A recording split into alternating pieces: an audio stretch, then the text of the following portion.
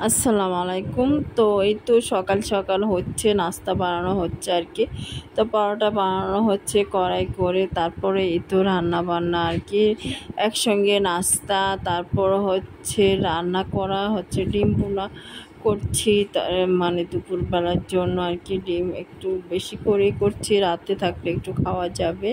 তারপরে হচ্ছে এই তো বিকালের দিকে হচ্ছে নাস্তা বানানো হচ্ছে, রেডি করা হচ্ছে আর কি। পাঁপড় ভাজা হচ্ছে, চা বানানো হচ্ছে, তো এগুলো খাওয়া হবে।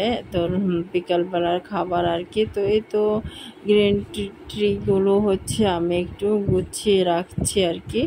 তারপরে রাতের বেলা হচ্ছে মানে প্যাড ওর বাবা কিছু প্যাড আনলো ওদের জন্য, তো ওগুলো গুছিয়ে রেখে দিলাম। সব কিছুই রেডি করে আসলে রাতের বেলা বেশি কাজ গোছাতে ভালো লাগে, যেহেতু বাড়তি কাজ থাকে না। তো এই তো জাম্বুরা আনা